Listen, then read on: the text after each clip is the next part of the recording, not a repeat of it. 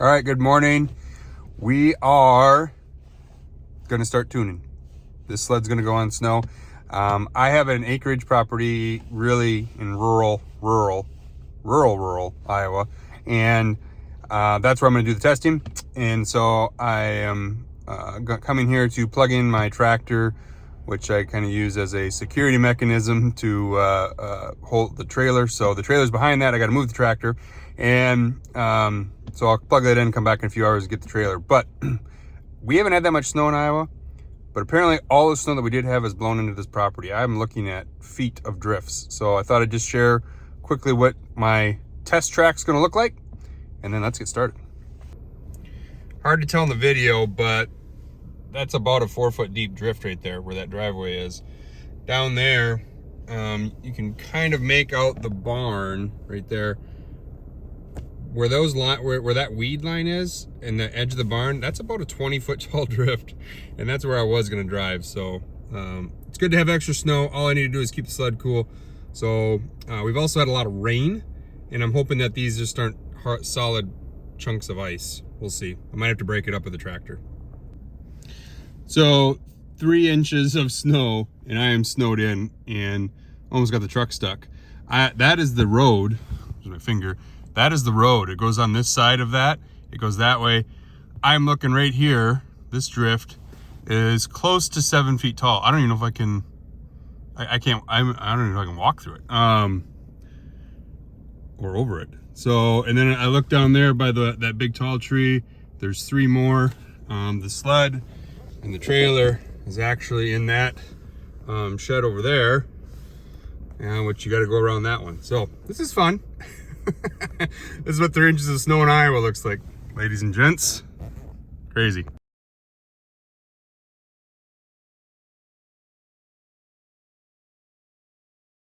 All right, first tuning challenge. I couldn't even get it out of the shop. It would just die if I gave it any gas at all.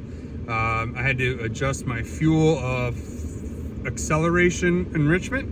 It's called the Fuel Excel Clamp in the Motec software, and said to play with the numbers until it would do what I wanted to do. So finally, let's get on some snow.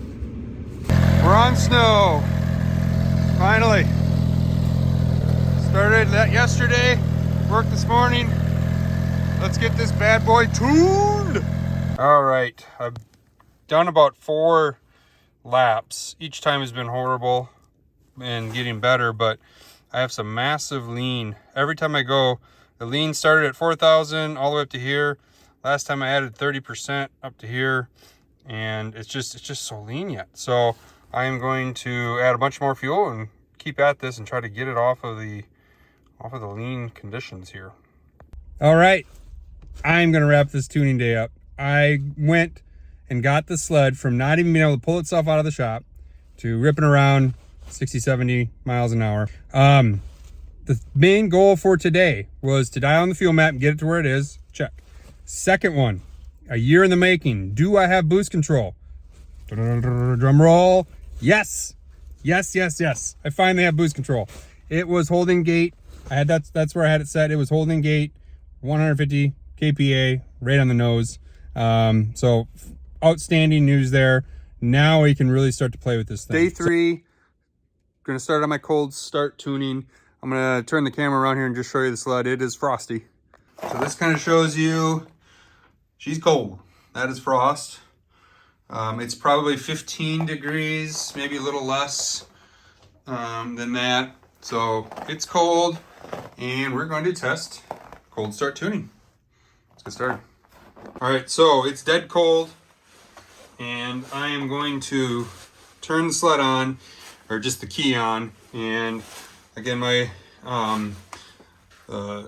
acquaintance, now good buddy in Canada, Dan, who is a tuning machine, normally tunes with Fuel Tech, has graciously offered to try to help me learn Motec. So I'm gonna turn this on while I'm talking here.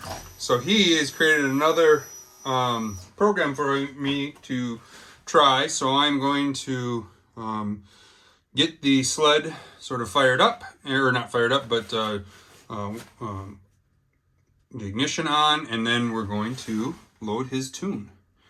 So I'm gonna get connected. There's still something funny going on when all of these temps are reading the same, only when cold. Don't quite understand that yet, but I will figure that out. Also, my IAT is showing, got a warning there. All of that should resolve itself as soon as I start it. So, first start, here we go.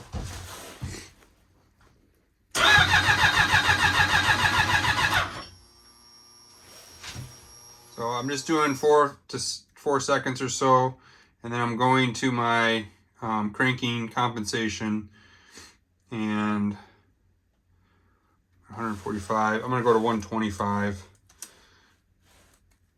25.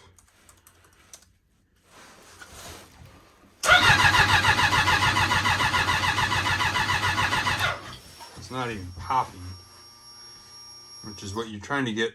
You're cranking to give it a pop to start the fire. So let's go 80. I think I was rich before, and so I was trying to lean it out, but I don't know how far to go.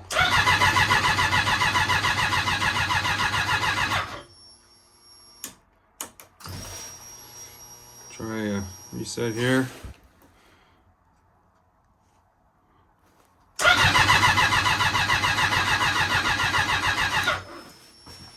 Okay, that's not doing anything. So is that? Let's go 160. Just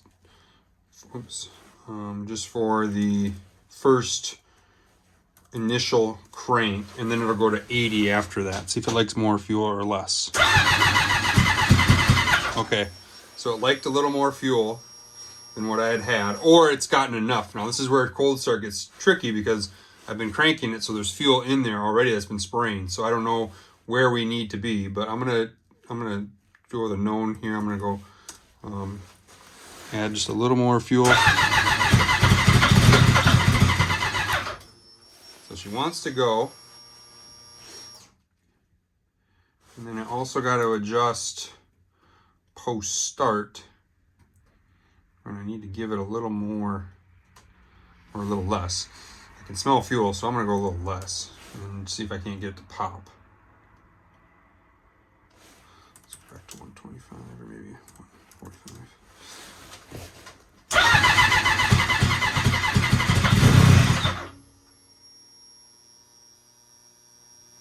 Liking it.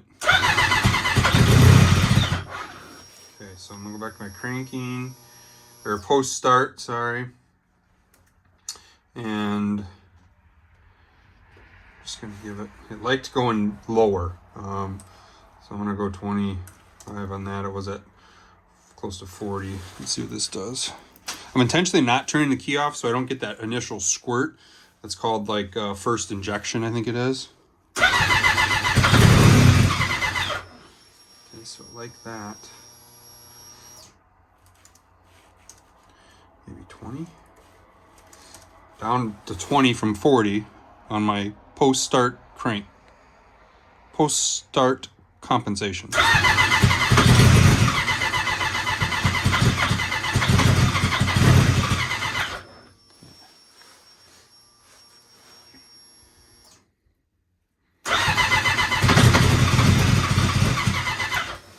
Doesn't like something.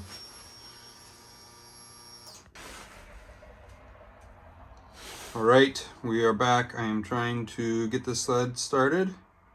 It's been popping, so I'm in my post-start comp table, which maybe is too early for this. Maybe I need to be in my cranking comp still. It appears to like fuel.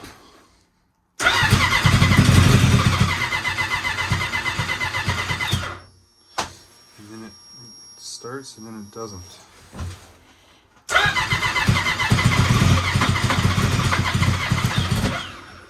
What's going on there?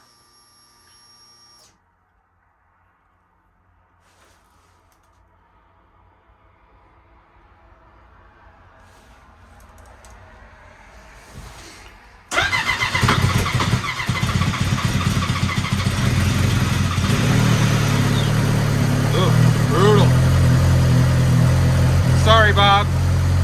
That was painful for both of us. There we go.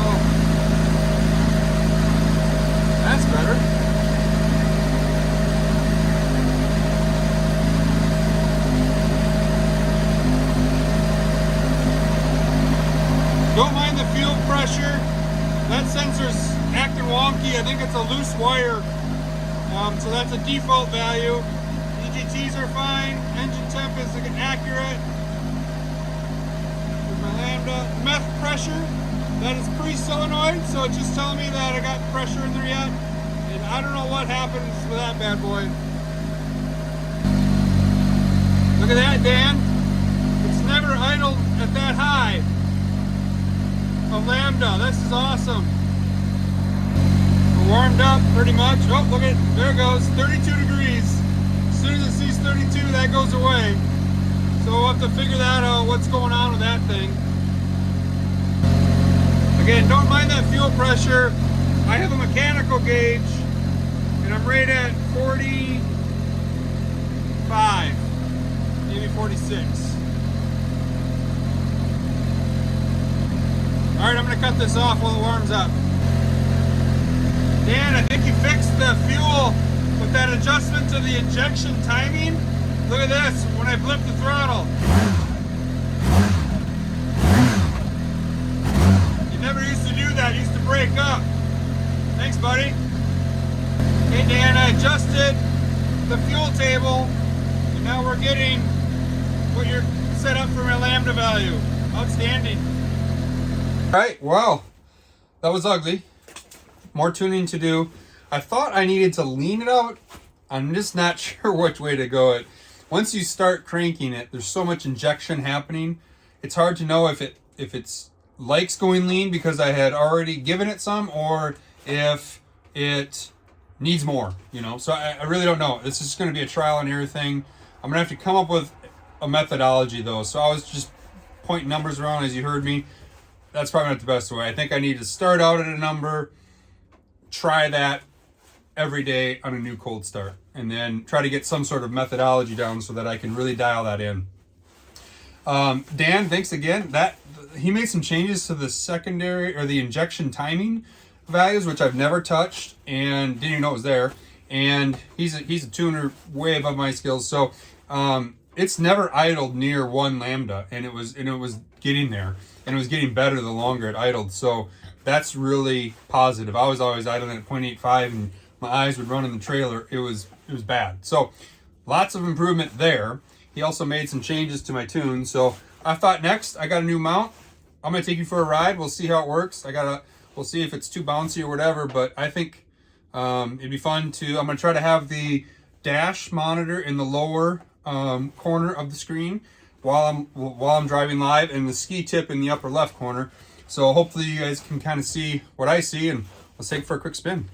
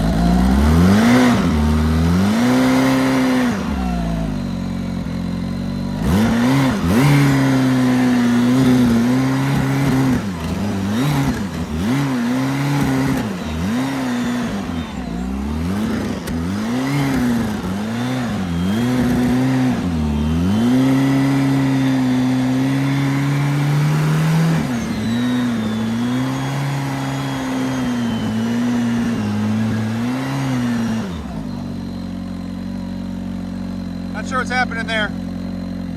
Looked like it was going lean. Let's try this again.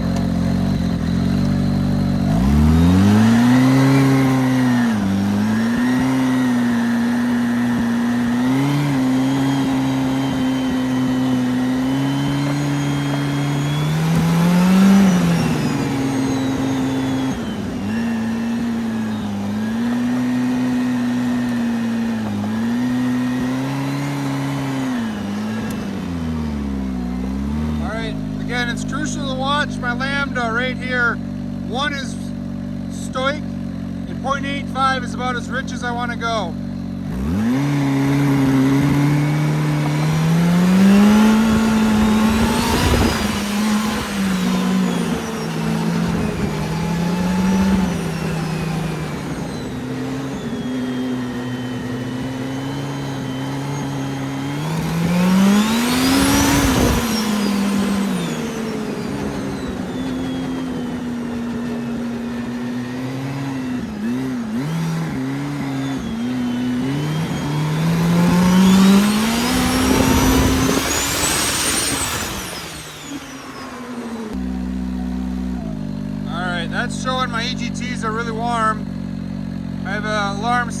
1250, I think.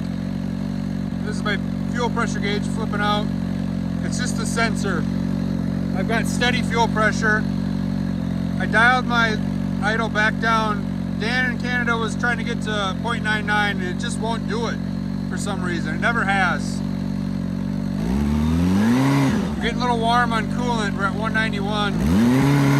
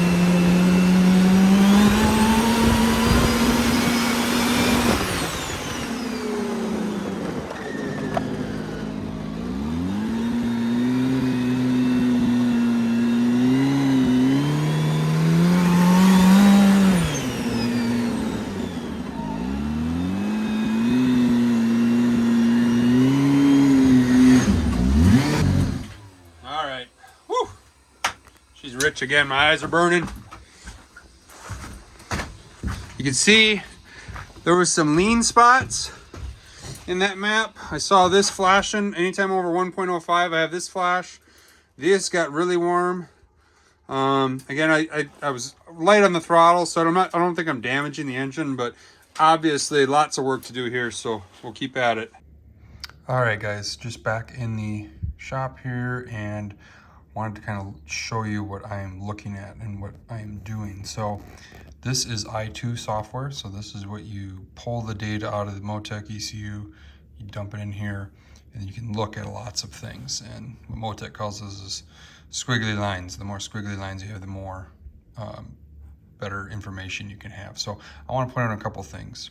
First, this is my lambda table. So if you're familiar with lambda, 1 is stoic, 14.7 if you're using gas, and you want to be about 0.85 under load and about 1 to 1.05 at the very top end. And you can see my aim right here is 0.874 roughly, and this is my actuals where I'm really rich, and then I'm lean, then I'm really rich, and then I come over here and all of a sudden, whew, I got really lean, and my cursor here is showing 1.322, which is way too lean, at 8,388 RPM and 162 kPa, which I have to use a conversion chart, which I've come over here. So 162 is roughly 8 pounds of boost. All right, so got some work to do there. Remember, this motor is so decompressed and I'm running on wastegate that even with that lean a condition, I didn't even kick the knock on. So I'm not worried about hurting the motor yet, but I gotta get it corrected.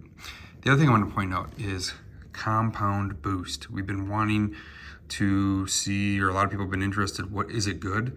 You know, I started this and people said it was stupid, just put a turbo on. And this is what I want to show you right here. This is, these two squiggly lines is manifold pressure is my map. So this is after the supercharger, and exhaust pressure is just what I had mapped to it. I can change that name. That's actually the map sensor I put in the turbo outlet. So that's what the turbo is doing. So look at that. Right in here, and I'm gonna zoom in on this a little bit.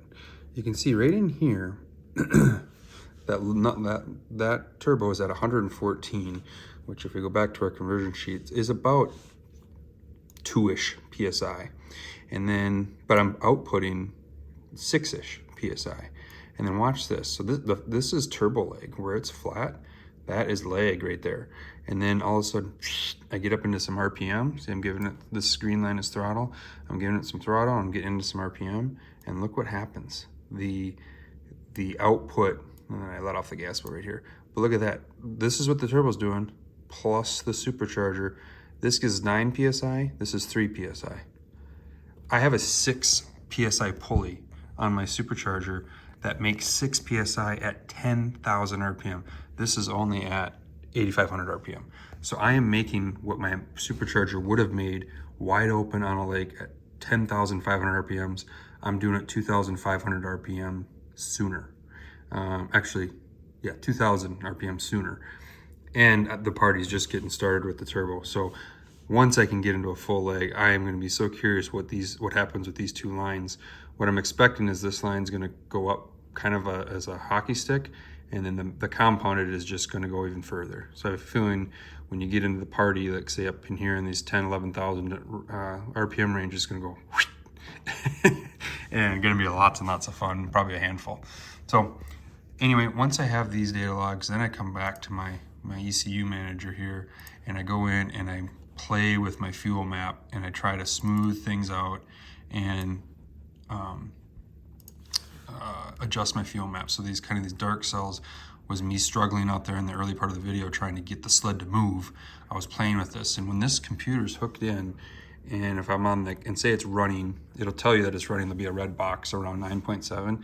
If I hit Q, it just automatically lines up what that value should be compared to lambda, what I want for lambda. And so my process here is to try to get this map close, and then as it gets close, then I'll turn on closed loop boost, and then closed loop, the computer will adjust automatically and set a fuel trim. Then I can come back in here and say if it added 10% fuel, I can add 10% fuel here, and I try to get my fuel trims to basically be 0. But Motec recommends you do it this way first, because the closed loop compensations are kind of slow to respond, and they only are good for so much. So they really want you to dial in the map. After this, we're going to work on boost, but right now we're just on fuel. So thanks for sticking with me. I know this was a longer video than normal, but there's a lot here, and I just kind of wanted to get feedback from people. If you see anything I'm doing wrong or could help me speed up things, that would be great.